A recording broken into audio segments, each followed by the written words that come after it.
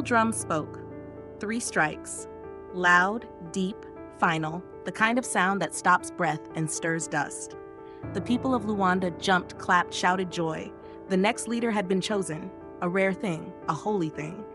And when the name rolled from the elder's mouth, even the goats paused to listen. The name was his. He raised his hands. His smile lit the square.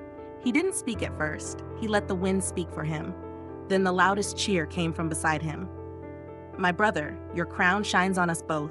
The embrace came strong, too strong. The grip held longer than joy should. Later, the drums danced. So did the people. Feet slapped earth, calabashes clinked, the moon laughed down, but not all eyes laughed.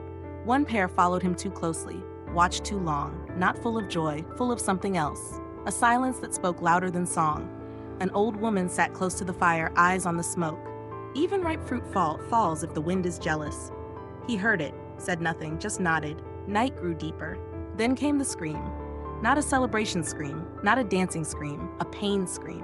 The village ran. Flames rose high from the east end. Smoke grabbed the stars. Cries shouted for water, more hands, more help. But help came too late.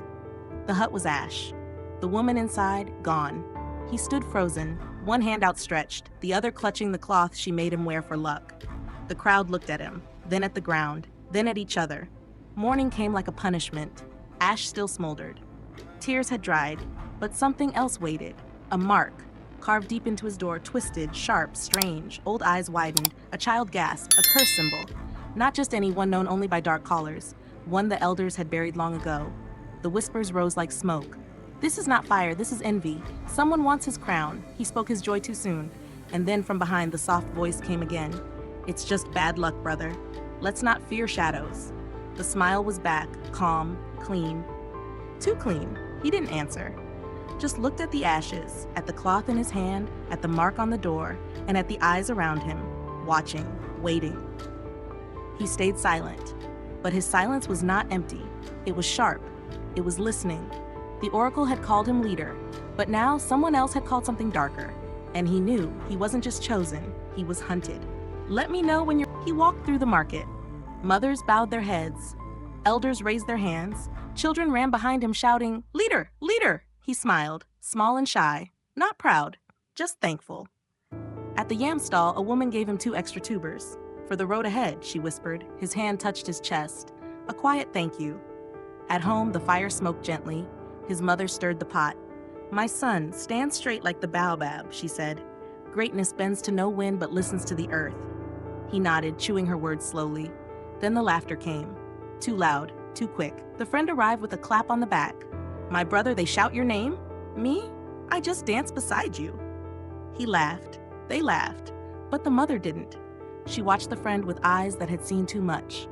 Later, the old woman called him. Inside the hut, herbs burned. The smoke twisted like snakes. Your crown is heavy, she said, but eyes are heavier. She dropped dried leaves into water. The color turned black. Not all smiles are friendly. Your mouth has danced too early. He stared at the bowl. Outside, drums still beat faintly, but his heartbeat beat louder. He left her hut with a frown that didn't match his steps. Evening came. The friend came too. They sat close. He spoke freely.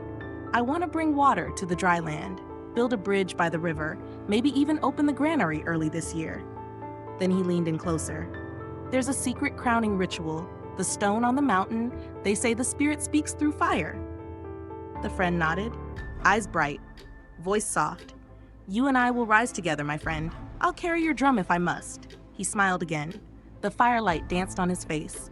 The friend said nothing more, but his fingers dug quietly into the dirt. He stared too long at the flames. That night, the future leaders slept easy. His dream was full of unity, water, drums, singing children. But the friend did not sleep. He watched the stars like enemies. He whispered names into the dark, and behind his eyes, a different crown waited. Not shared, not earned, taken. The drums beat hard under the moon. Feet pounded the earth. Laughter rose high. Flames danced like spirits. He twirled, smiled, lifted his hands. Joy rolled through the crowd like thunder. But in the shadows, eyes glowed. The crowd clapped. A whisper slid across the ground. No sound, no warning, only a hiss. The snake shot forward, fast and sharp. Screams tore the night, feet scattered, the drumbeat died. He jumped back. fangs missed by a breath. The snake coiled again, but a stick cracked its back. Mama Sika stepped forward, her eyes sharper than the snake's. She bent low, lifted its body. "This snake carries no hunger," she said, "only hate." The people murmured, the fire cracked, silence fell like rain. Then he arrived, sweat on his brow, breath short, smile too wide. "What did I miss?" No one answered. He clapped the dust from his hands. Only one person stared and said nothing. Morning broke with panic. The oracle drum was gone. The elders searched every shrine, every tree root, every shadow. No drum, no leader. Voices rose like birds in a storm. "This is no mistake," shouted an old man. "Someone has spit on the spirits." Children cried. Elders shouted. The wind stood still. He searched faces. Then he found the one who wouldn't meet his eyes. His heart pounded like the drum that wasn't there. Behind the yam stall, two stood alone.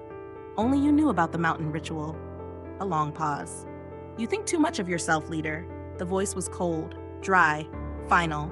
That night, no stars came out. Inside the sleeping hut, the floor creaked. A hand slipped under a mat.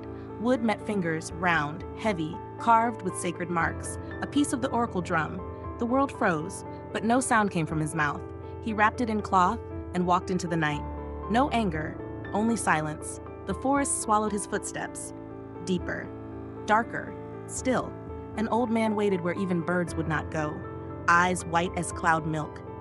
"You shared your crown before it sat on your head." The prophet threw dust into the fire. Smoke rose, images danced, a crown in the wrong hands. A boy burning in silence, a friend laughing too loud. "The one who carries fire does not shout to the trees, he burns in silence." A whisper passed through the trees, and the trees remembered. He left with nothing in his hands, but everything in his heart. Back in the village, the sun rose quiet. He stepped into the square. His voice rang clear. "I will not be your leader. I'm leaving Luanda." Gasps cut the morning, mouths dropped, feet shuffled, and one pair of eyes sparkled. If he won't lead, maybe someone else should. The crowd turned, but he didn't look back. He walked away, but not far. He was waiting, not for a crown, but for the truth to walk out on its own. It was gray when the villagers gathered, eyes full of questions, feet still, mouths tight. Then came the sound, deep and steady. Boom, boom, the oracle drum. It stood in the village square, whole, polished, waiting. Beside it, he stood tall. "I found the drum," he said, "in the forest, buried under leaves." He raised his hands. The gods speak in strange ways. Maybe they speak to me now. Some clapped, some didn't. Children blinked. Elders watched. Mama Sika crossed her arms. Her eyes held no joy. The people whispered. Then a voice cut through the crowd. "You found what you tried to hide." Heads turned. He stepped forward, calm, but fire burned behind his voice. Gasps spread like wind over dry grass. Two old figures entered the circle. One blind, one wise. Elder Mama Sika, the blind prophet. Together they carried a bowl of ash, 3 kola nuts, a gourd of water. The blind prophet spoke. "No lies stand when fire walks. Let the kola speak." The crowd circled tighter. No one breathed. Mama Sika dropped the kola nuts. All 3 cracked open. Silence. She lifted the bowl of fire ash. "Hold it."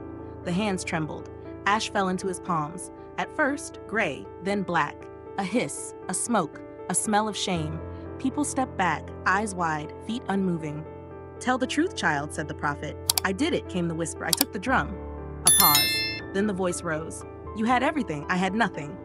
The head snapped toward him. "The village loved you. The spirits chose you. You walked in light. I lived in your shadow." He stepped closer. "I just wanted to be seen. Just once." The crowd stood frozen. Then the sky cracked. A flash, a roar. Thunder rolled across the earth. The oracle drum shook and split right down the middle. Wood cracked like bone. The pieces fell apart. No one spoke. Mama Sika dropped her staff. The prophet closed his blind eyes. "The gods have spoken," she said. "No one shall wear the crown, not for 10 years." The people lowered their heads. No singing, no drumming, no joy. Only wind, and the sound of betrayal hanging in the air like smoke. He walked away from the village with no crown.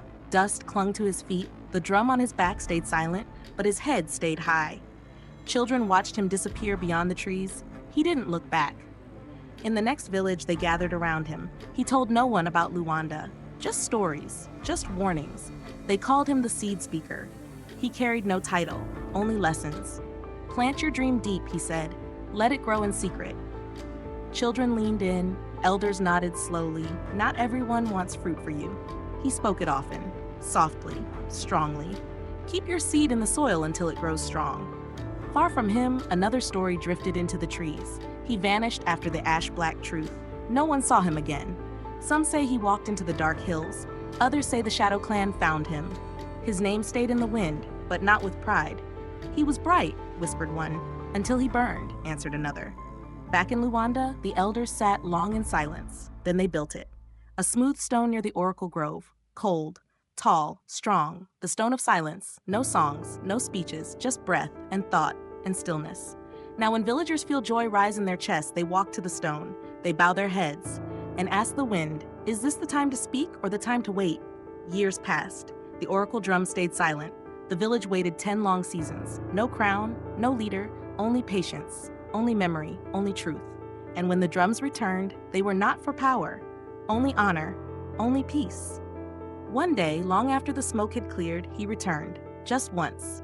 He placed a gourd of water before the stone of silence, carved one line into the base with a knife made of bone. Then he walked away without a word. The villagers came later. They read it. If your light is true, it said, it will shine, even in silence. The drums are silent, but the lesson echoes louder than thunder. The village walks softer now. Dreams are whispered, not shouted. Joy is carried like water, carefully with both hands. From the wind, the elder's voice returns. Even sweet water, when spilled, draws ants. Not every smile means safety. Not every cheer is clean. Some hands clap while hiding stones. Joy grows best in quiet hearts. Speak not every dream aloud. Some seeds need shade before they stretch to the sun. The mouth can betray what the spirit is still building. Tunde's name lives in firelight stories, not with hate, but with care. Trust, like fire, must be watched. He burned not just his own future, but the path for others too.